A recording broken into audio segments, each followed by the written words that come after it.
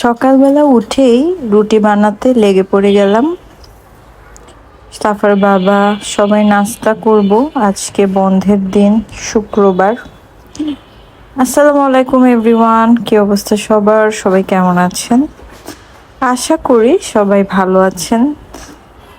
সকাল সকাল রুটি বেলছি। আমি অত ভালো রুটি বানাতে পারি না, হয়তো দেখেই বুঝছেন, তবুও চেষ্টা করছি।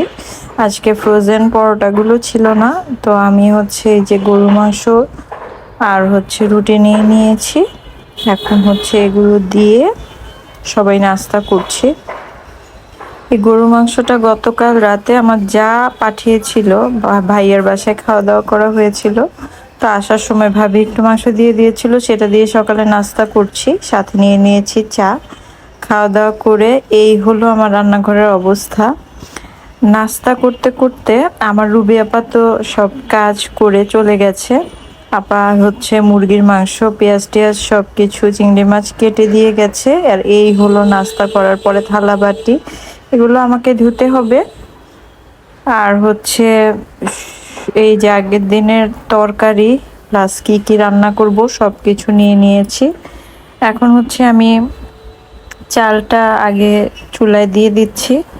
ভাত হতে হতে আমি হচ্ছে ধোয়া পালাগুলো সব করব। এখানে আমি চালটা 3টা ধোয়া দিয়ে নিচ্ছি।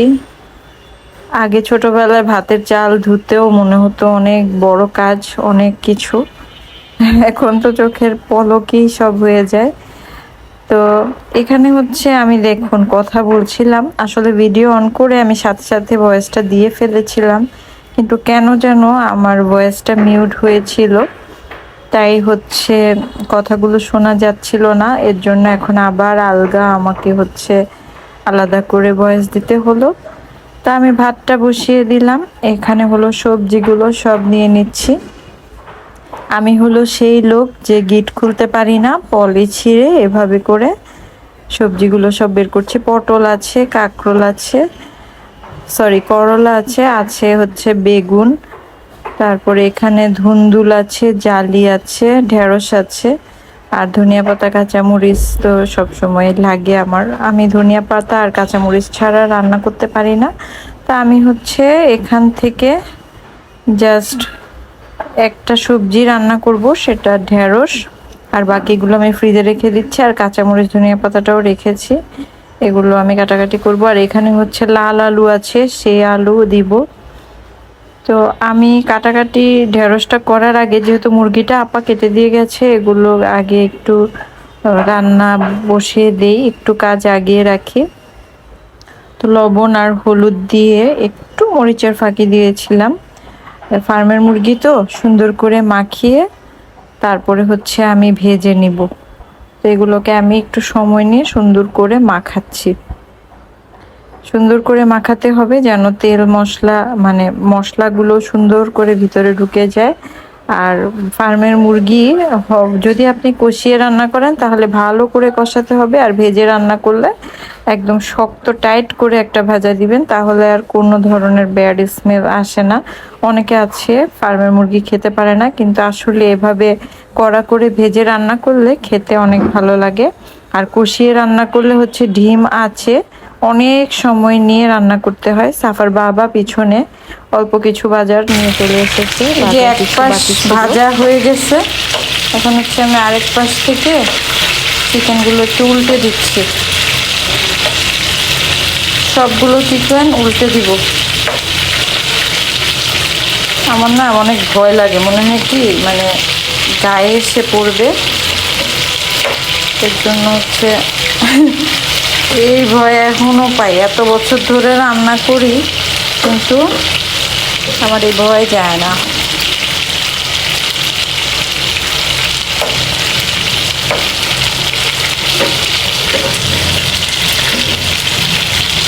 গরুর মাংস যখন হচ্ছে ম্যারিনেট করে রান্না করব, তখন হচ্ছে আমার হাত কাটবে। আর হচ্ছে মুরগি আর পাবদা মাছ যখন আমি ভাজবো, তখন হচ্ছে আমার গায়ে পড়বেই। এই হলো কাহিনী। চুলাটা কি এক পাশে আগুন বেশি, এক পাশে আগুন কম? ওই পাশের গুলো একদম লাল লাল ভাজা হলো, আর এই পাশের গুলো ভাজা কম হলো না? এই তো চিকেনগুলো সব উল্টে দিয়েছি, একটু এটা ঘুরিয়ে দিই, মনে হচ্ছে আগুনটা ওর কাছে বেশি। আমি হচ্ছে ঢেঁড়সগুলো ভালোভাবে ধুয়ে নিচ্ছি।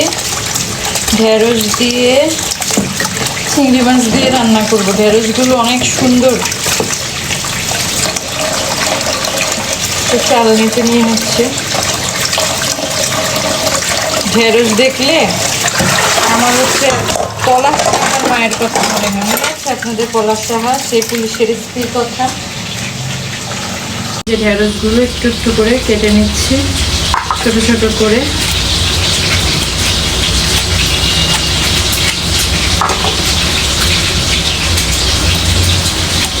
ঢেঁড়স দিয়ে চিংড়ি মাছ বাচ্চারা যেমন পছন্দ করে, আমিও তেমন পছন্দ করি।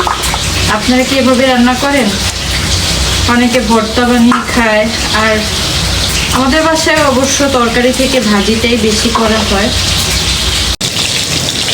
চিকেনগুলো তো ভাজা হয়ে গেছে লাল লাল করে, এগুলো সব তুলে নেব।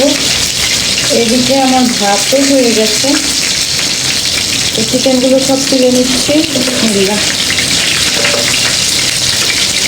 ফার্মের মুরগি এগুলো ভেজে রান্না করলে মানে একদম মানে ধরার কোনো ওয়ে থাকে না।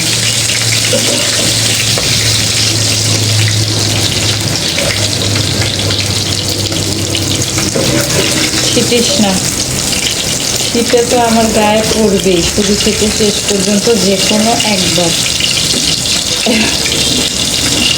ভয়টার জন্য।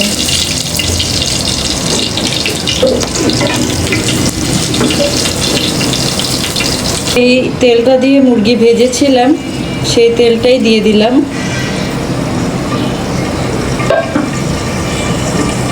তারপরে এর মধ্যে দিয়ে দিচ্ছি পেঁয়াজ কুচি। মুরগি ভুনা করবো, পেঁয়াজ একটু বেশিই লাগবে। তারপরে দিয়ে দিচ্ছি এর মধ্যে এই যে দারচিনি, তারপরে এখান থেকে হচ্ছে কয়েকটা এলাচ দিয়ে দিব।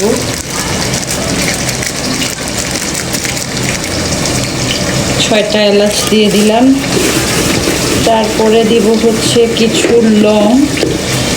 লং দিলে মুরগির মাংসটা থেকে একটা সুন্দর স্মেল বের হয়। এখানে আমি কয়েকটা লং দিয়ে দিলাম। ভাজা করে আমি হচ্ছে আদা রসুন দিয়ে দিয়েছি। এর মধ্যে দিয়ে দিব সামান্য পরিমাণে একটু লবণ। তারপর দিয়ে দিচ্ছি হলুদ পাউডার, দিয়ে দিচ্ছি লাল মরিচ পাউডার, একটু বেশি দিলাম। তারপরে এখানে দিচ্ছি জিরার গুঁড়া। তারপরে এখানে দিচ্ছি হচ্ছে ধনিয়ার গুঁড়া সামান্য পরিমাণে। মুরগির মাংসে ধনিয়ার গুঁড়াটা না দিলেও হয়। আর এখানে হচ্ছে সেই 22 পদের মশলা, যেটা আমি কোরবানের সময় বানিয়েছিলাম, যে মশলাটা সামান্য পরিমাণে একটু দিয়ে দিলাম। এই মশলাটা দিলে অনেক সুন্দর একটা স্মেল আসে। এবার হচ্ছে ভালো করে একটু নাড়িয়ে নেব সব কিছু। এখন হচ্ছে সুন্দর করে কষিয়ে নেব। আমি এখানে সামান্য পরিমাণে একটু পানি দিয়ে দিচ্ছি, যেন কাঁচা মশলার যে একটা গন্ধ, এই গন্ধটা না আসে। সুন্দর করে একটু কষিয়ে, তো পেঁয়াজটা একটু ভাজা ভাজা করে নিয়েছি। এর মধ্যে হচ্ছে এখন চিংড়ি মাছগুলো দিয়ে দিচ্ছি। বাচ্চারা যেহেতু চিংড়ি মাছ খেতে পছন্দ করে, তাই আমি পরিমাণটা একটু বাড়িয়ে দিয়েছি। চিংড়ি মাছটাও পেঁয়াজের সাথে লাল লাল করে একটু ভেজে। এর মধ্যে এখন হচ্ছে এই যে সামান্য পরিমাণে হলুদ পাউডার, মরিচ পাউডার দিয়ে দিচ্ছি, পরিমাণ মতো একটু লবণ, আর হচ্ছে সামান্য পরিমাণে একটু ধনিয়া। এবার হচ্ছে ভালো করে পানি দিয়ে দিলাম। এবার হচ্ছে সুন্দর করে এগুলো কষিয়ে নিচ্ছি। পানি দিয়ে দিলাম। এবার হচ্ছে সুন্দর করে এগুলো কষিয়ে নিচ্ছি। হচ্ছে এই যে ঢেঁড়সগুলো সব দিয়ে দিলাম, সুন্দর করে নাড়িয়ে নিচ্ছি।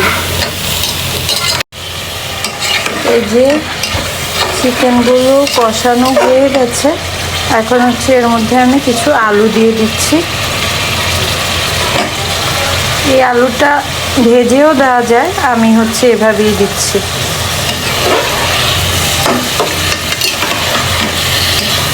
তাড়াহুড়া করে রান্না করছি কেন জানেন, আজকে অলরেডি অনেক দেরি হয়ে গেছে। তো পানি দিয়ে দিচ্ছি আলুটা সেদ্ধ হওয়ার জন্য। এবার উপর থেকে এটা ঢাকা দিয়ে দিব। আর এইদিকে আমার ঢেঁড়সের কী অবস্থা, বিসমিল্লাহ। ঢেঁড়সটাও কষানো হয়ে গেছে। ওরে বাবা, সামান্য পরিমাণ একটু পানি দিয়ে দিব। ঢেঁড়স সিদ্ধ হতে বেশি সময় লাগে না, ঝোলটা একদম লাগাই থাকবে। দেখতে খুব সুন্দর লাগছে না, একদম সবুজ সবুজ।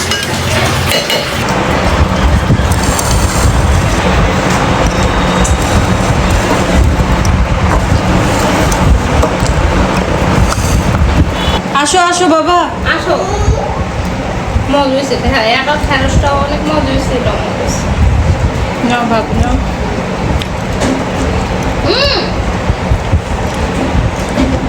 আবরাজ প্রচুর তেল।